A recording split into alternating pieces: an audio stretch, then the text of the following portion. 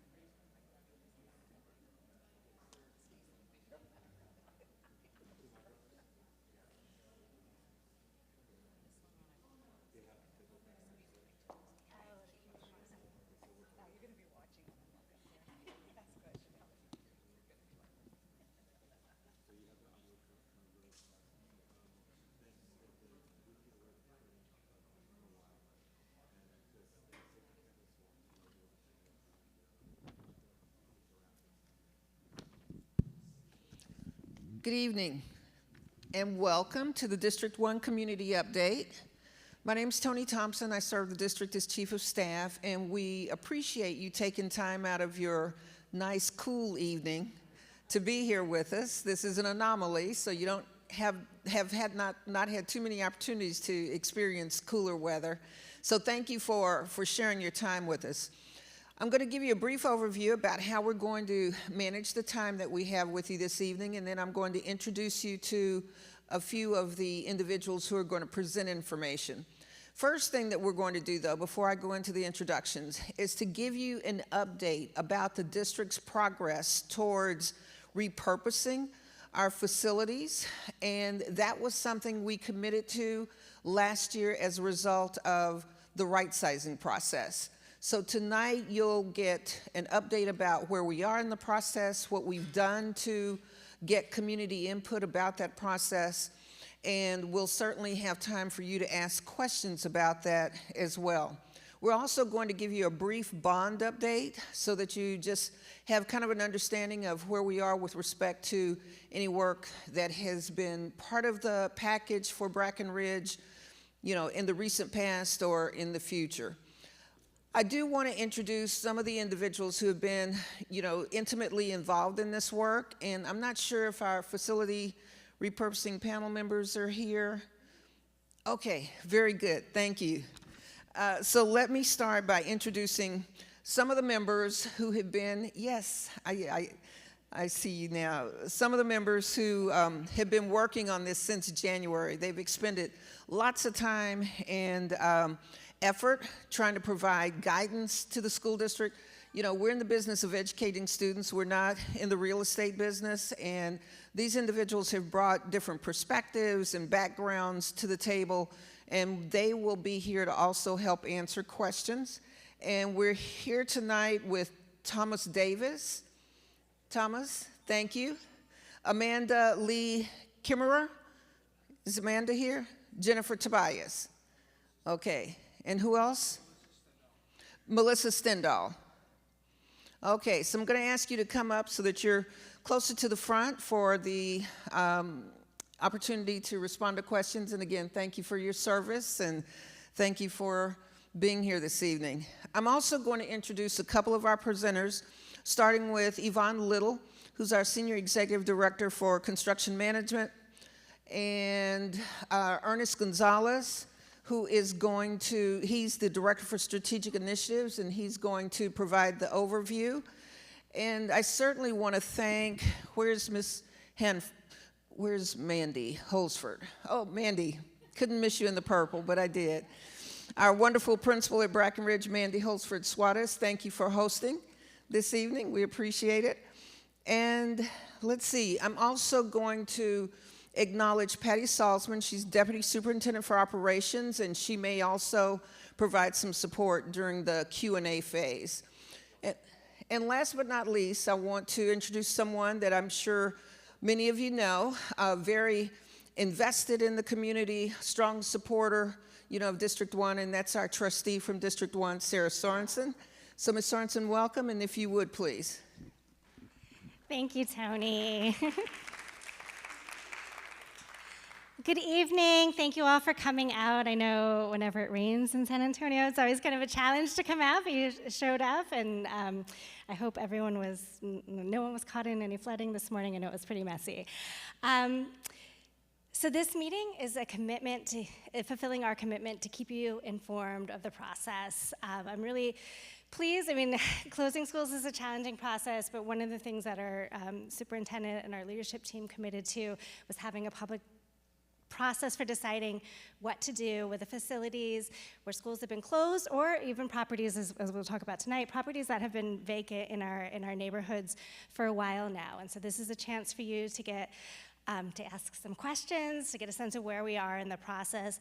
I hope you're pleased. I know folks have been working really hard on this, and I'm hopeful about how this will play out.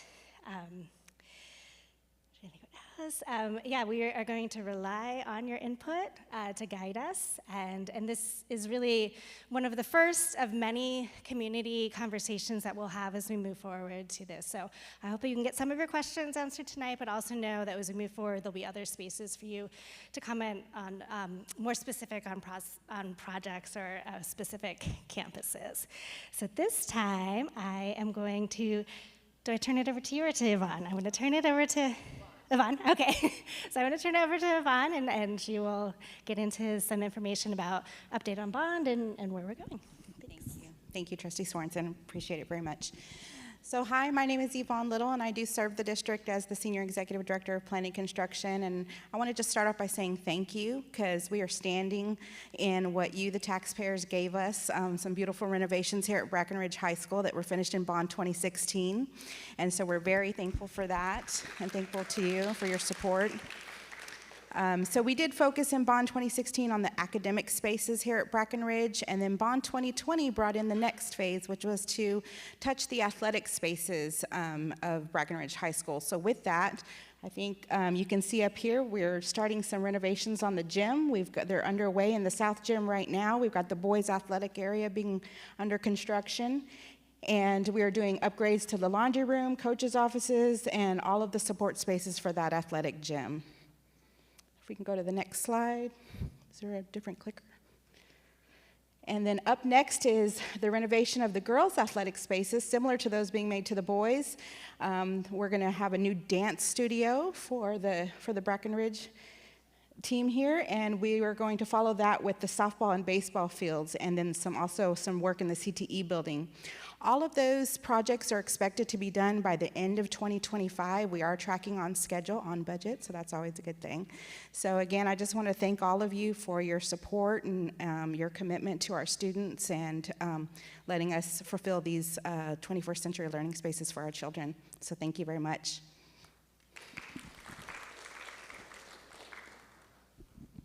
Alrighty, thank you all so much for being here again. I know that the rain makes it challenging for us to get to places sometimes. I saw 281, a video of 281, it looked like a river.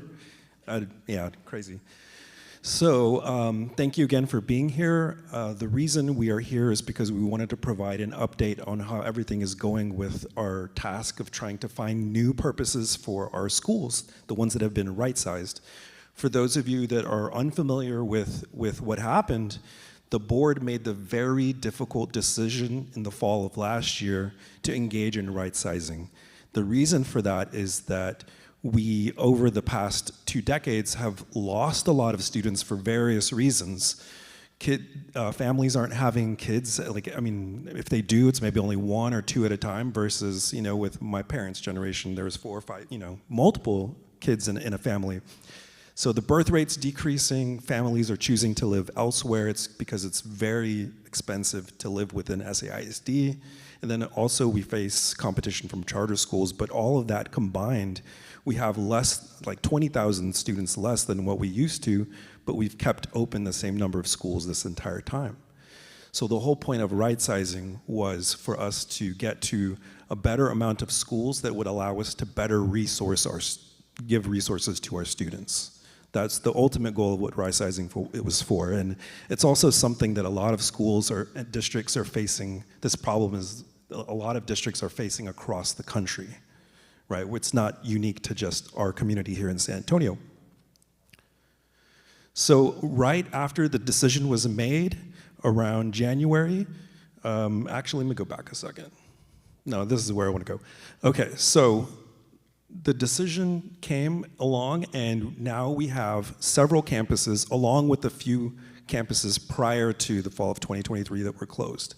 And this map here indicates the campuses within this single-member district. So Lamar, Bowie, and Burnett are 3 campuses that are within single-member District 1 that are going to be included within this process, meaning that they can be repurposed or used to continue serving the community in a new way. This slide shows an outline of what the process could look like. As you can see, the very beginning, I don't know if y'all could see it in the back there, but the very beginning, we put together a group of stakeholders, and we're calling this the Facilities Repurposing Panel. These are community members from across the district. There's space for 16. We have 14 spots filled, and actually I meant to say Alejandra Lopez is also a member. She's the president of our San Antonio Teachers Alliance, and she's also serving on the Facilities Repurposing Panel. So we have our panel, and the point of this panel is basically they're giving input on our recommendations. They're saying, maybe look at this, consider this. They're giving us feedback and keeping us on our toes. They're really engaged, and some of the meetings that they've been to, it's like 6 to 8 hour meetings that they come to. Super long, very committed people, but they're working with us in partnership, and it's been great. It's been really great. So they meet with us once a month, and they help guide us in our process. Our next step, or the one we're currently engaged in, is that we're working to secure an expert to help us in the process. So that where it says obtain expertise, this is hopefully someone that has more real estate expertise that can guide us with our community engagement. There's all of the upcoming steps along the way. So for example, designing a process, what does that look like? How do we prioritize in group properties? How are we going to conduct research on these neighborhoods to understand, for example, we learned that Detroit, when they went through this process, they started researching within a closed school area, how many, is there access to groceries? Is it a walkable neighborhood? Is there libraries close by? Things like that to help us gauge what the community may need.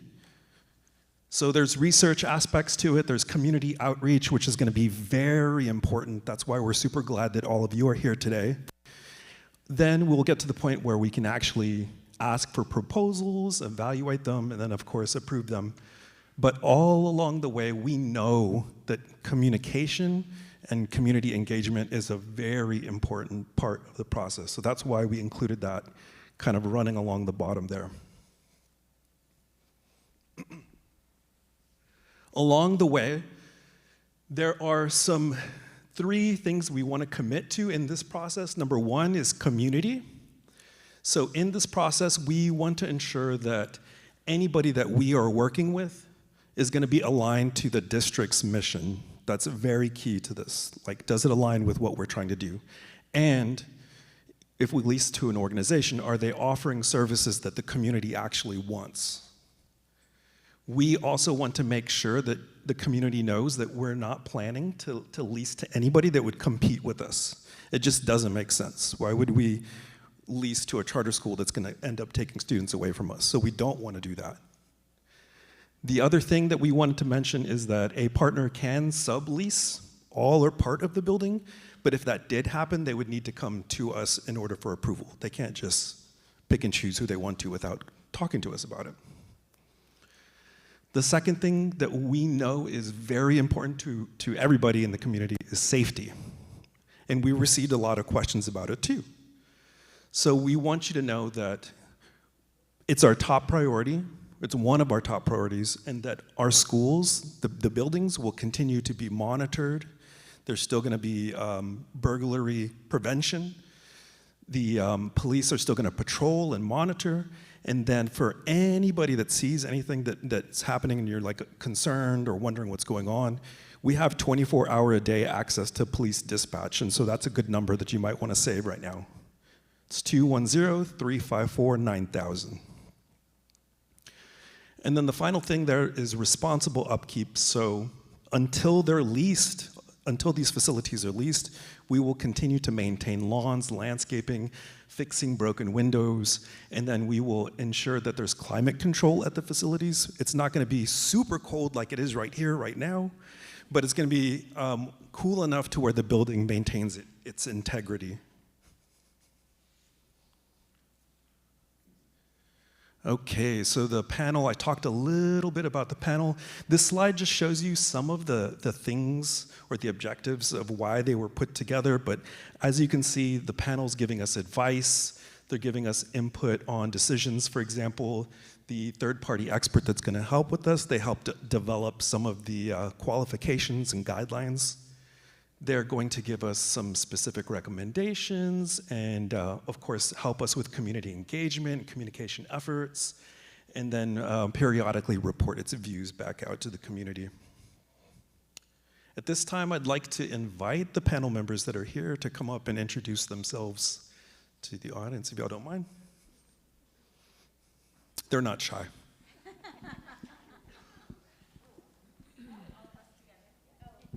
Sure, we'll all do it together. My name is Thomas Davis. I'm a husband of an SAISD middle school teacher down at Bonham, and I have a kindergartner this year at what was formerly Green Elementary, now Bonham Primary, I believe, if I'm getting that right. Sorry, forgive me. And I also live just south of the former Green building, and I'm one of the co-chairs, and I'll hand it over to my other co-chair before we get to the rest.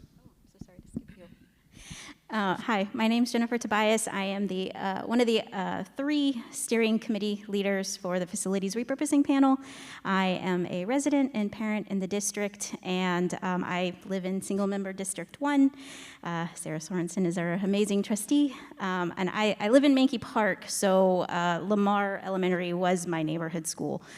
So I really have a vested interest in serving on this panel to make sure that we do right by not just our community, but for all communities, and making sure that this is a collaborative process for all of you to not only provide, to amplify the strengths that exist in your communities, but to also assess and collaborate on what we could do together to meet the needs and make them stronger. So I'm really happy to be here with you tonight.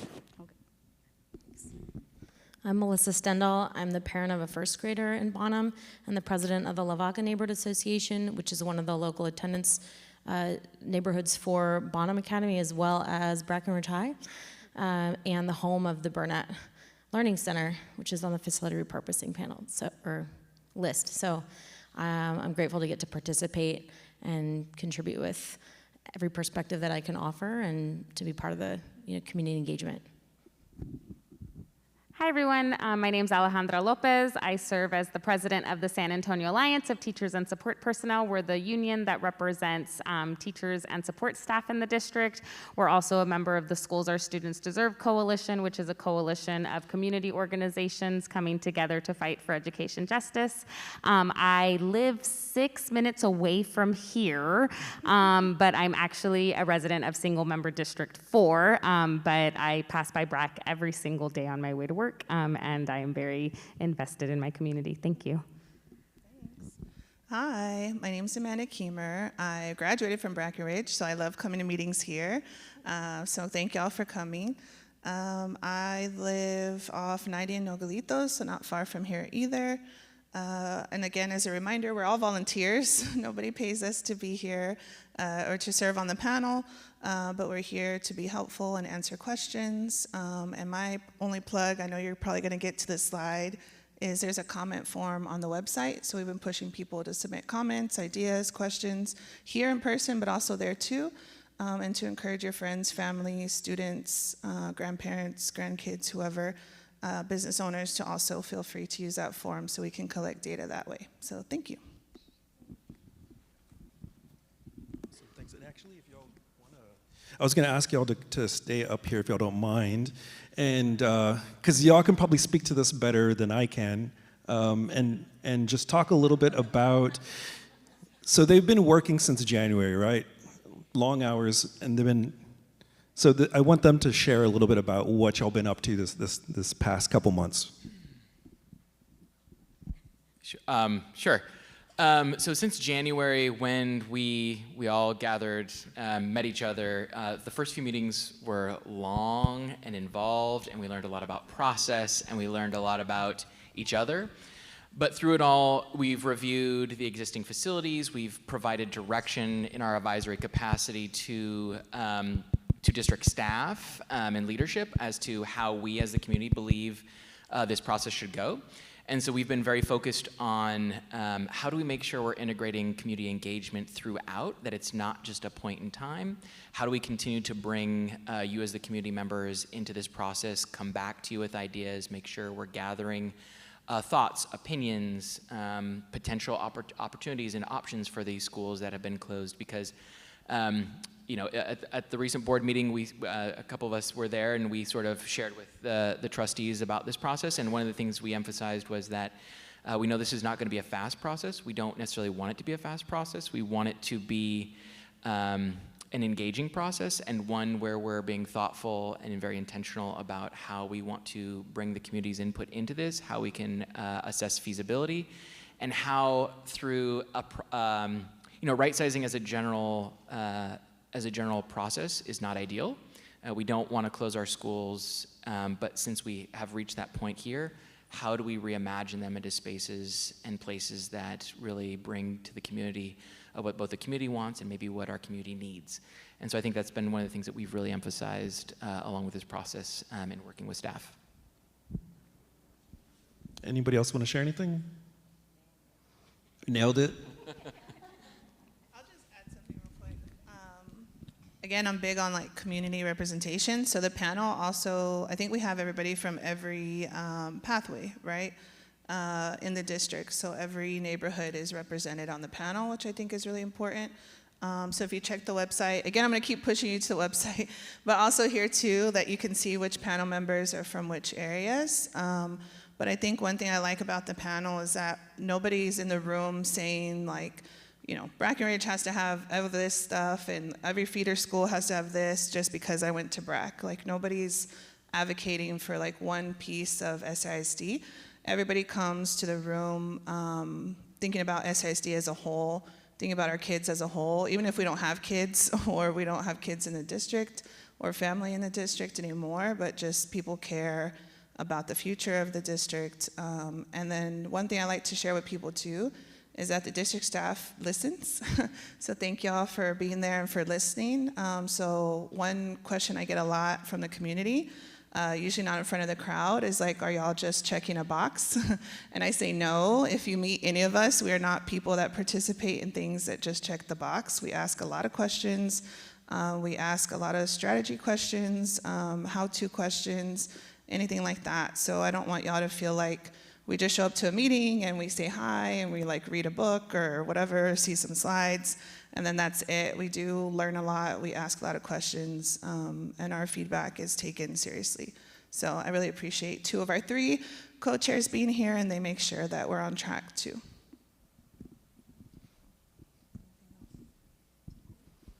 All right, thank y'all so much.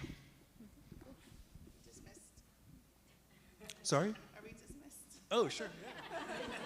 But I reserve the right to have you come back in case you want to answer more questions later. Let's see. So we have 2 more remaining meetings in case you want to come back to these. Burbank's tomorrow, Sam Houston Thursday. So help us get the word out. That seems to be a big challenge that we want to get better at too, is getting more people out to our meetings. So definitely let the community know. In the words of Amanda, go to the website. SAISD.net/repurpose is the website, but you can scan that code if you do that to get there. So on the website, and honestly, I'm proud of the website, But I think it's a lot because of the panel pushes us to say, like, put this on there, put this on there, put this on there.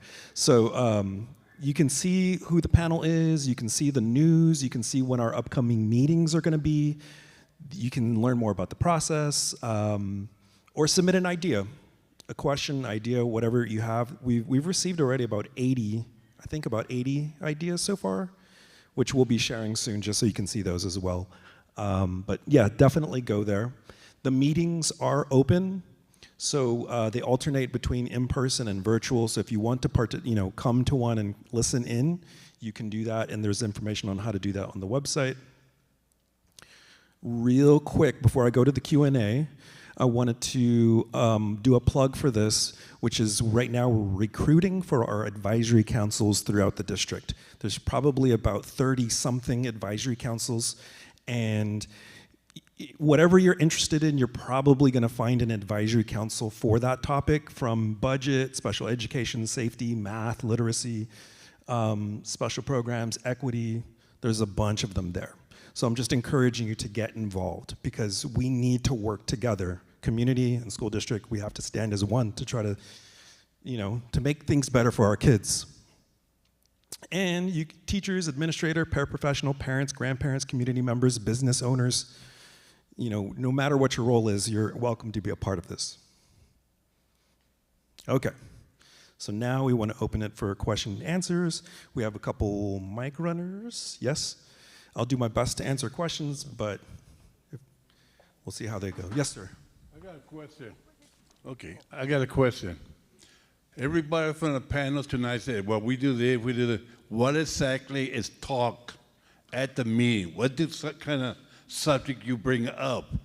Let the parents know, okay, we discussed this, we discussed this. Nobody mentioned that. Let us know what are you guys, besides eating fried chicken and dinner, tell us what you're exactly doing at the meeting. Go into detail. Sure. Thank you for your question, sir. One good thing you can check out on the website is every meeting that we've had so far, you'll see the presentation that's linked on the website. So if you want more detail on that, that would be one good way to do that. These meetings, we've been capturing everybody's questions and notes. Even tonight we're doing that, so we're going to be posting that to the website. But yes, we're very committed to showing as much detail as we can to the process because we know people have questions. And we can talk a little bit about the actual stuff that's talked at the meetings, just so you're sort of informed, because that's this whole process.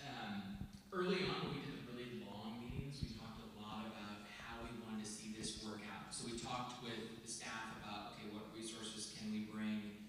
How are we going to build a process? So if you go back to, can you go back to that slide that shows the process slide?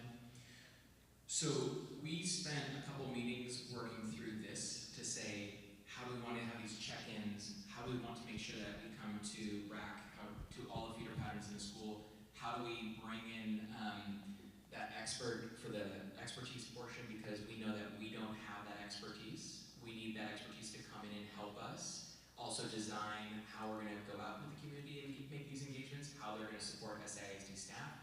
So we're talking through those and bringing different perspectives, whether you're you're part of the Teachers Alliance, whether you're some of us, I think a lot of us are parents, some of us are just professionals in the district, graduates of SAISD, so everybody's bringing that perspective and saying, how do we do this best from our perspective to make sure this works out? So you can see the timeline is fairly long. It goes up through 2026, and that was intentional to say, we're not going to do this fast, we're not going to make sure this seems rushed, we're going to come back and we're going to share with you. So I'll stress Ernest's point that the notes and I think the minutes, I guess technically the minutes are there, as well as the presentations from those past meetings, so you can see everything that we're doing. And if you care to join, they're only 2 hours now, so you don't have to commit a whole day. But you can come and you can be there while we have those discussions. So a great question. Thanks, Thomas. Yep, so 2-hour meetings once a month, roughly. Yes, ma'am. One second, coming to you. How are those buildings are going to be used, what are they going to be used for? The 3 ISD schools that you mentioned. That's the big question everybody wants to know. The main thing is we know that we are committed to making sure that these are going to continue to serve the community in some way, and that whatever it is, they have to align to our mission to educate and to serve the community, right? So that's what we do know. But right now, what's coming up is where we're going to get to the phase of asking the community, because we need to work together. That's what the question we want to ask you. What do you want to see there? So we want to gather all those ideas together and try to work to figure out, well, what is possible? Because that's the other question. The community may say, we really want to see this, but we don't know what is exactly possible. So it's going to take some work between, a lot of us working together to figure that out. But that's a good question, what do you want to see there? Would it be used like for classes to learn like how to make ceramics or stuff like that? I would love that. I would go take classes there. I honestly would love that. And in the fall of last year, we did some preliminary at the right sizing meetings that we had. We asked the community a little bit there, and we saved a lot of that. So that's something we can share. But arts education did come up as something that was mentioned frequently. We've heard other things like mental health from, just at our last meeting, a student brought up health, like feminine hygiene related products or resources. Affordable teacher housing is something that's come up here and there. Adult education has come up, senior centers has come up, early childhood from 0 to 3-year-old has come up. There's a variety of ideas out there, and I'm sure there's a bunch more that we haven't even thought of. But we have to really get out in front of the community and ask those questions so that we can take everything into it, get all the ideas. How do you submit an idea?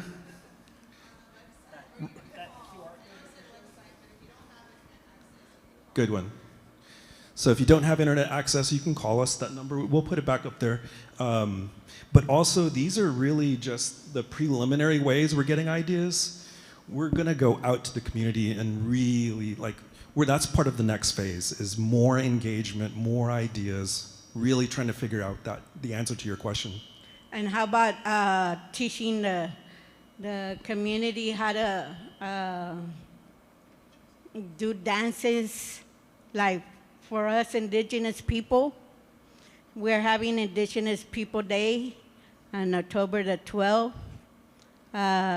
Could there be some classes for them to learn how to dance, like the Indians did before? Yeah. To try to get our culture back? Yeah, I think that's beautiful, and we definitely want our community to be connected to our roots so that we can be confident and strong. So I love the idea, and I think that I hope to see you come out to our future meetings too and share your ideas as well. But that's a beautiful idea and something that we captured today on our notes. Hey, so this sorry, that's too close. They're piggybacking off of what was kind of just said.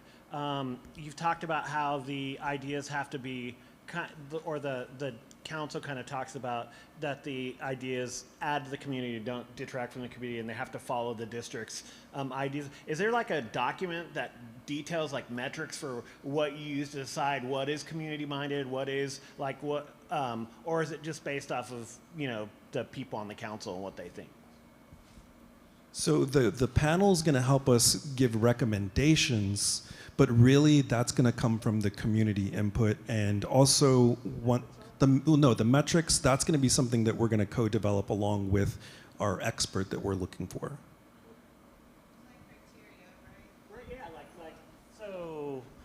So when you talk about I bet if we asked 100 different people, you would probably get a bunch of different answers about what's community oriented and whether or not something follows SAISD's purpose or goals or all that. So I was just wondering if there was like us teachers, we love metrics and we love rubrics and all that stuff. Yeah. So I was just wondering if there was like rubrics or metrics or whatever that go along with it so we could see that it's based on something and not just, right, ethereal ideas. I would say too, like in our first meeting, that took the longest. I think that took almost the whole meeting in January, was we all had like literally a whiteboard, sticky notes, different topics, all of that. Yeah, you would have loved it. But to Ernest's point, it's probably on the website in the notes, and then if there's something missing, you can let us know or you can submit it. But we talked about things like green spaces. We talked about arts and culture, like you mentioned. We talked about healthcare deserts. If you look like on the east side for clinics, for example, like we have healthcare deserts. Childcare is a big issue, as y'all know, across the whole city, not just the district. And then just even finding the staff, right? So we're not weighing anything. We're just listing everything. Like anything you can think of, just throw it in there. So definitely don't feel like anything is done or not open, but yeah. But I mean, eventually it will be weighted. Everything will be weighted. So that's what I'm saying is what will eventually, that's what I'm asking about. Like what's the end case? Like what are the metrics going to, so, but we haven't developed them yet. So that's what I was asking is if there was already a plan, but it sounds like that's going to be worked on in the future. Coming soon, right? The framework, yeah. And I think one of the ways to think about it is the right sizing process itself, right? Like we were very adamant that the criteria that led to the list of schools that were closed was co-created, you know, alongside the community, and the district itself already has a lot of guiding documents and the board goals and guardrails and the always learning plan. So I think, you know, you can glean from there the ethos of the district. And I would say that one of the biggest things, like is in the presentation, is that we're not, you know, the buildings aren't going to be used for something that would be counterproductive to the district, which in a lot of places means charter schools because they would take them. So, and it sounds very obvious, but in so many cities, that's what closed schools end up being. And so we're really proud of district leadership to be very clear from the get-go that that's not going to happen here. And sorry, I just wanted to also add real quick in terms of data and metrics. We're tracking all of the people that come in and visit and come in during these community meetings, because obviously you can say community engagement, but if only 5 people come, how authentic really is that, and how participatory is it, and how collaborative is it? But I think one of the things we had talked about is, since we're tracking all of the data of who comes, how many people, like what stakeholder they represent, those are things that we would like to make public, that the panel has actually suggested that the district make public. That way everyone in the district knows exactly how many people are coming and how many voices are heard. So that's another thing in terms of metrics and data. Yes, ma'am. I would also like to ask, how much would it charge, you know, for persons like us that would like to teach people how to do the dances and the cultures on some of our indigenous ways, you know, to use these facilities? In terms of how much it'll cost, we don't have exact numbers, but what we can say is that we are committed to leasing the buildings at a very affordable rate, basically in a way that would help us just cover our expenses, right? So we're not out to profit off of community. Thank you. Thank you, Ed, for these meetings. You have a level of transparency we never see at City Council when they want to make sports stadiums, so thank you very much. Also, I want to thank the technical crew, because we can hear each other. If you go to City Hall, it's all echoes. You never hear what they really say. So thank you very much for doing this. Now, you and I have been talking about this for a while, and our organization is a nonprofit, and we have a very strong interest in developing a lease or rental agreement with the school.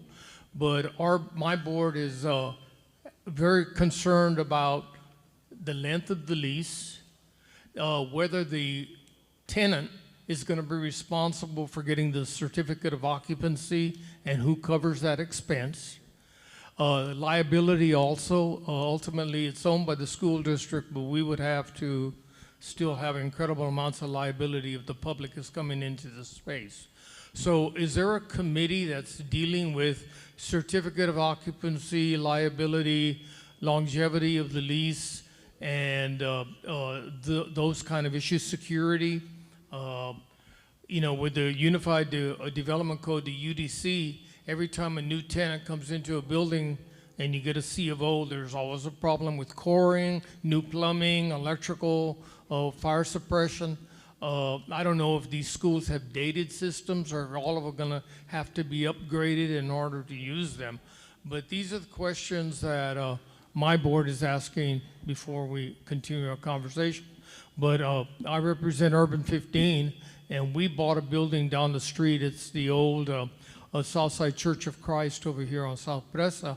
And it's taken us almost 20 years to get all the coding and everything done to make it a public space. So this is a big project you're doing, but I thank you so much for the fact that we can hear each other, and this is pretty transparent. So, Well, thank you. and you Appreciate do that. know Yeah. that I disagreed with the the right sizing process from the beginning.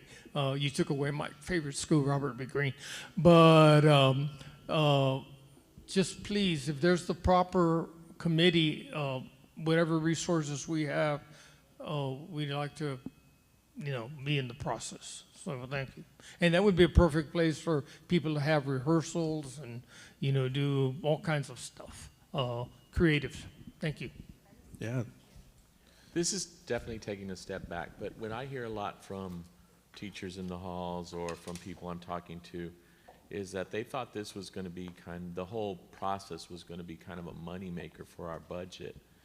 And it sounds like this streamlining isn't going to be a moneymaker in any way. Was the only part of this that was kind of a moneymaker or a way to sort of help the budget was just the streamlining of taking these schools and teachers and putting them, more efficiently in schools and not having these other schools open? But it doesn't sound like any money is going to be made through this process. You can't lease them for much, right?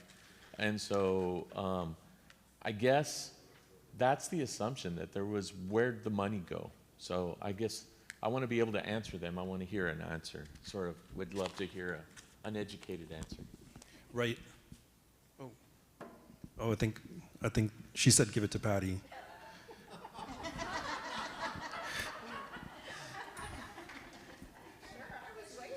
Real quick, your question too, before we go on, I just wanted to address it real quick because it's a good, complicated question. I know that as a district, we're willing to be flexible on the term, like the length of the lease, but I think a lot of that's to be developed, like, figuring out the leases and the maintenance and who's responsible for what and that, but we'll have more information for you on that soon. And in many ways, these two questions are related, because one of the things that right sizing helped us to do was become more efficient by putting more students in one building.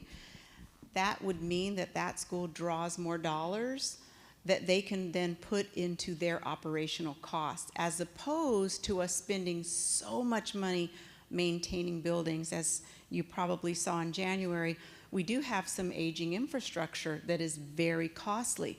So when it comes to leasing the buildings, we are not trying to make money. We're simply trying to unload the operational costs, take them off of our books and put them on Urban 15's books or something like that. So we're not trying to make money off of it. We're not going to lease them for what we would be considered market value lease. But we are trying to make sure that the district doesn't incur a cost. Now, what is that ultimate cost? Some of that depends on the building, because we have buildings of various sizes, various square footage, various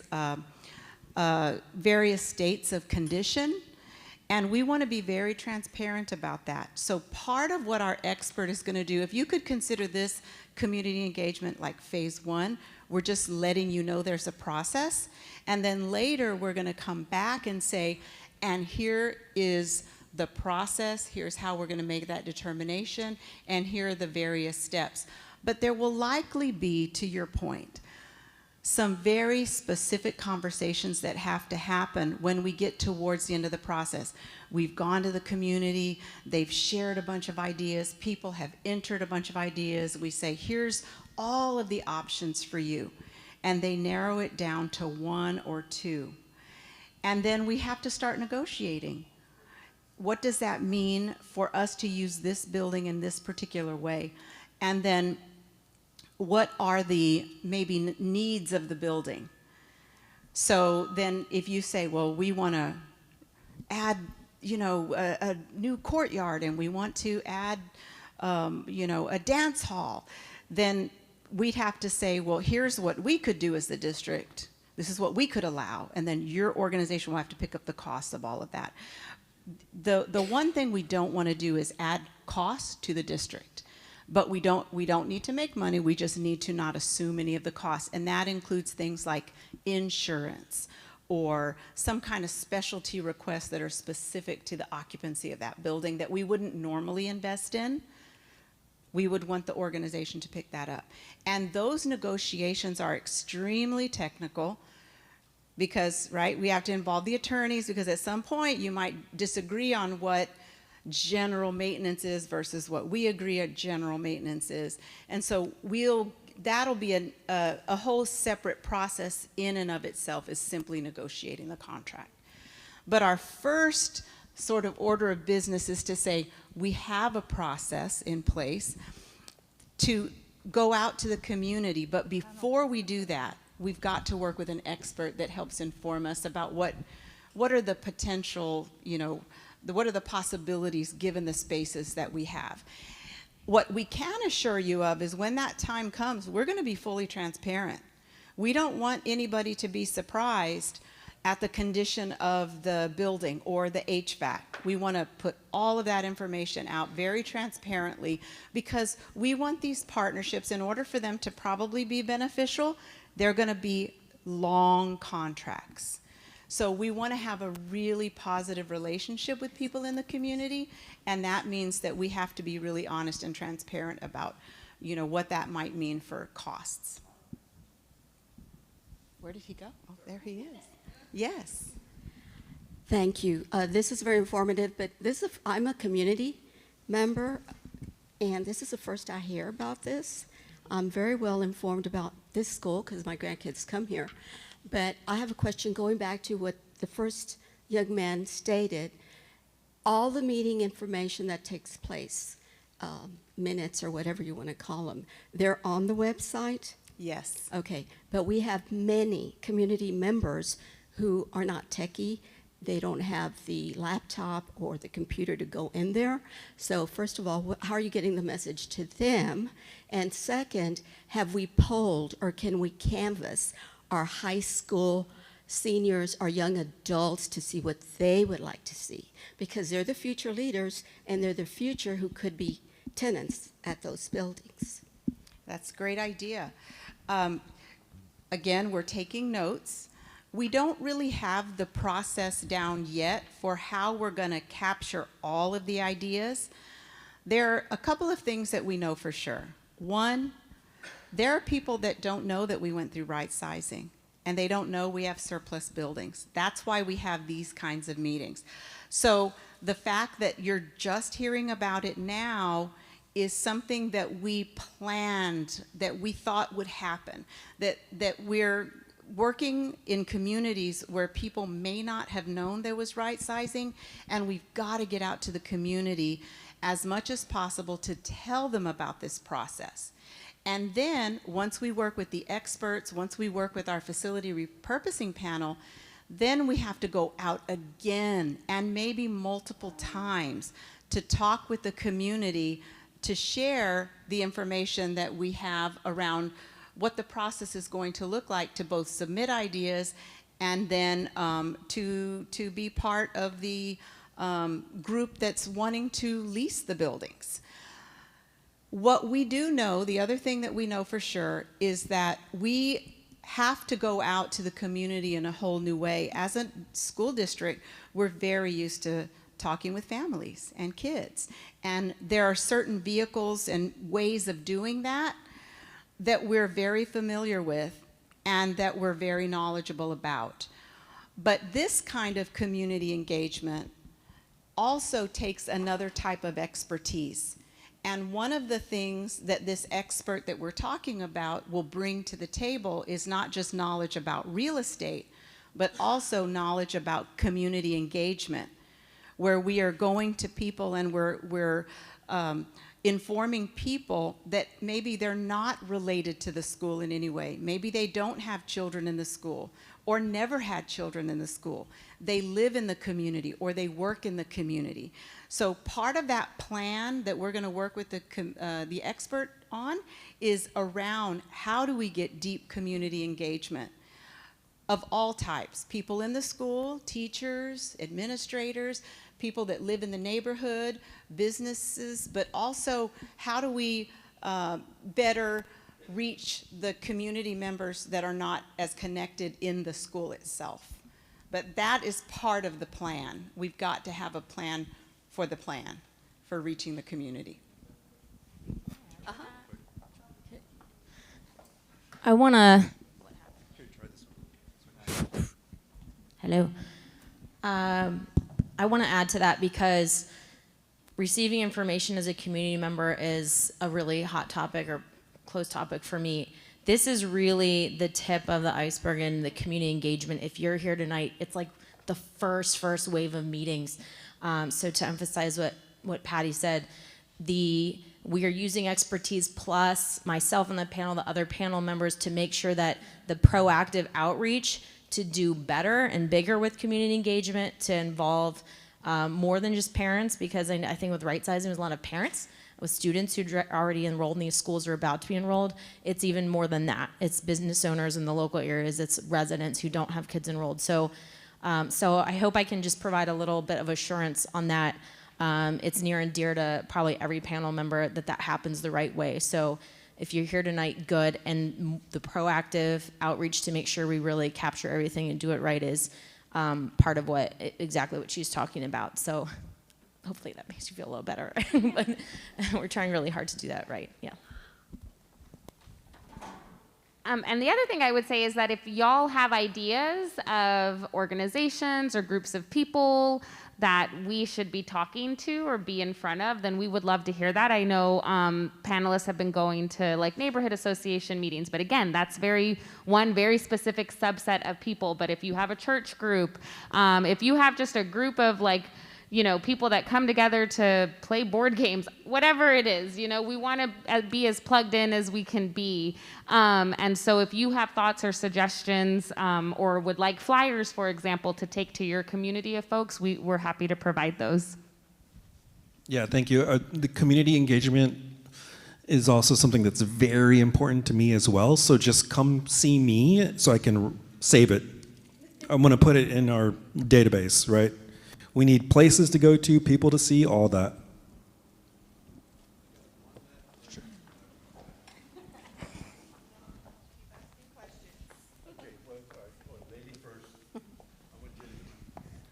I wanted to say I am a member of the Texas Indigenous Council, and I would like my co-founder to speak.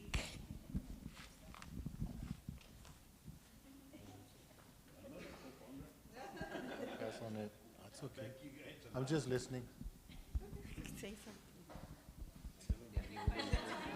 Well, I had 3 children that graduated from here. I'm just listening today. I think it's better to get some information instead of speaking without any knowledge. So I'll pass this. Well, we appreciate y'all being here. Thank you for being here. Thank you to everybody that's here. All right. I got a suggestion on the leasing. The money that you got to use to lease, put it back into the repairs and stuff like that, instead of giving you guys a pay raise. I mean, you guys could go 3-4 years without a pay raise. Secondly, I had 2 godsons. One, I got 239 more days, and he's out of here. And so, but the thing is, I've been seeing them try to build Bragg. And you guys, we came out with idea, we came out with a suggestion and everything, but the people that live across the street, which have no jurisdiction on what the school could do, it's telling you guys what to do. So when you guys get all these ideas, what percentage of you guys got to say compared to what the neighborhood is going to say? I think, so your question is, you want to see, when we collect all the input, who said what? Which side going to have more say? You guys or Sure. Yeah. Thank you, and that's a really important point, because we are still bound by any of the city codes that exist. So if, let's say, an organization were to come in and they were willing to pay and they wanted to make some changes to any of our facilities, we would work with our capital improvement department so that we could ensure that we have a good communication with the city of San Antonio to see if those recommendations are possible. Because we still have to abide by all of the city ordinances and regulations and rules, fire codes, et cetera, that are established. And so sometimes it feels like there's some things that we want to do, but then there are limitations to that because you're next to a residential area. So we would still have to follow those. But I think we have a very strong relationship with the city, and we have been able to stay on track with our bond. What has shifted with the bond is more the timeline and the cost of materials. But our major project components, we've been able, I think, to move forward very steadily. And I don't recall any neighborhoods putting a nix on any of our plans. Well, 3 years ago, Yeah. we were approaching the mascot, Marquis, Mm-hmm. and we suggested plans and everything how to do it. Was it William King? King William. King Yeah, William. it could have been like there's And they said ordinances no. around the signage height and things like that that we would still have to follow. That was I saying what percentage Yeah. of saying you guys they're gonna give you guys 60, It would 80? depend on the decision, because there are some decisions that would be fully within our control, and then other decisions would be theirs. But it would be individual to the requests of the leaser, the person that's going to lease, and what they're wanting to do with the property. Okay. Thank you. And this is I'll just read, this is more of a comment from the Zoom. It says, what I think is to fix the school, whatever needs fixing, and reopening the schools that were closed. I also think this is not about families having fewer children, because there's children, and also says right now it is overcrowded. So, and then I think, and I don't know if anybody's wondering this or not, but just to be certain, in case anybody was wondering, Brackenridge is not on the closure list, in case that was a misconception there, or misunderstanding. Any other questions? Yes? Has anybody even considered just mothballing the schools like the Navy does? You put the ships in mothball until you need them again? Just putting them to sleep for a while. It was definitely a question or something that was considered early on in the process, but I think the panel representing, all the single-member districts, all the high school networks in the district, there was pretty resounding, do not mothball them, because we do not want vacant, sort of decaying assets that we think are good for the community to utilize, especially as we gather ideas. Just to reemphasize, George, our feeling as the panel is that a lot of these schools are not going to be able to be utilized by one entity in its entirety because of the nature of schools, because of how unique they are, because of the way that they're designed, the way that they're built, the grounds on which they exist. So really emphasizing here to the community as well, if you have ideas, please bring them all, because we're going to need many ideas to effectively and efficiently and proactively for the community fill those schools. So the answer to your question is no. We sort of told staff we do not want them to be closed long term. We want them to be maintained, for them to be patrolled, for there not to be broken windows, broken doors, and then we want to move as quickly but as sort of effectively as we can to use of them, so that way they're not just decaying assets within the community. So the answer is no. And that also matches a lot of the feedback we collected from the first round of community meetings that we had in the fall of 2023. The community was loud and clear about that.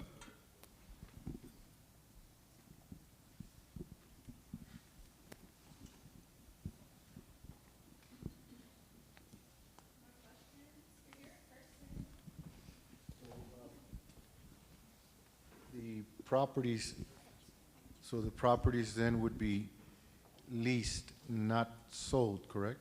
Correct. So that would still be within, somehow still within, I guess, the purview of the school districts or the community? Okay, thank you. Yes, sir.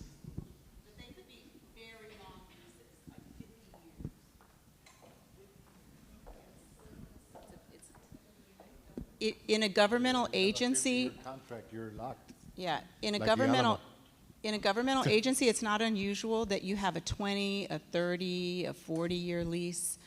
And so, Would there be a community input as to the length of these lease terms? you know, I think that's part of the process that we'll be designing, but I think that's an important point to bring up. I think that would be something that the community should question.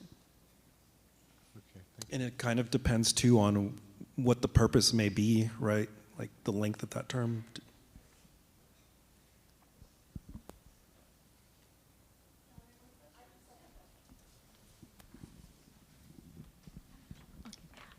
Hello. Just a question as far as like the community members that are coming to these meetings and concerned citizens. I know you said too that, you know, there's a website, there's a phone number as far as to put the ideas or concerns. Is there anybody here? Does it need to be documented by phone number or on the website, or is there somebody here at these meetings, whether it's staff or any of the panel, that are actually taking these ideas? Because I would hate for it to be later on like, oh, you know, nobody documented this and these are great ideas. Mm-hmm. We have a team of people over here that are taking notes so that we can focus on the conversation, but they're writing everything down. Okay, good. That's what I And wanted. we'll publish the feedback also on our website. Okay, awesome. Thank you.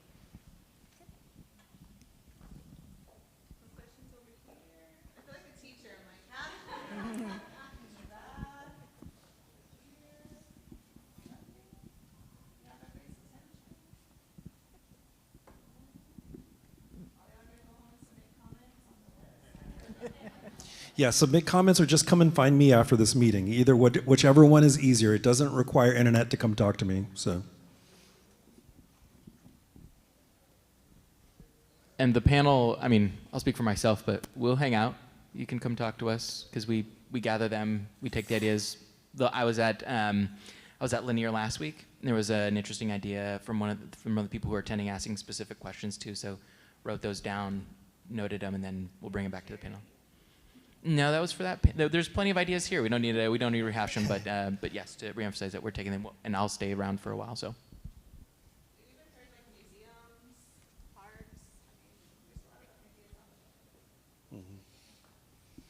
All righty. Well, we thank you so much for being here. No. Thank you so much for being here. Again, we have to work together, so that's why we appreciate y'all being here at this meeting. I'm passing the mic back over to Ms. Sorensen. You're doing a great job, but I just wanted to also have a chance to thank all of you for coming out. It was great to hear from you. I mean, I'm just always in awe of the expertise that exists in our community, the passion and the care for our community, which is why we're doing these meetings, so we can have these discussions, we can hear from you. You are shaping this process.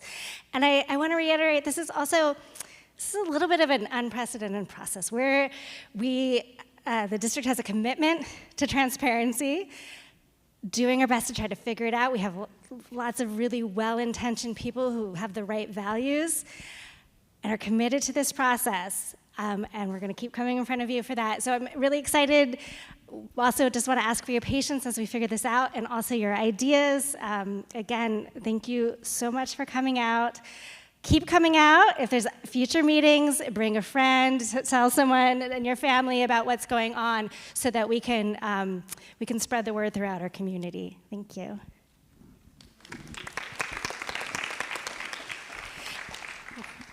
And I do want to say we do have a great technical team too, so thank you, George, for pointing that out. They are fantastic.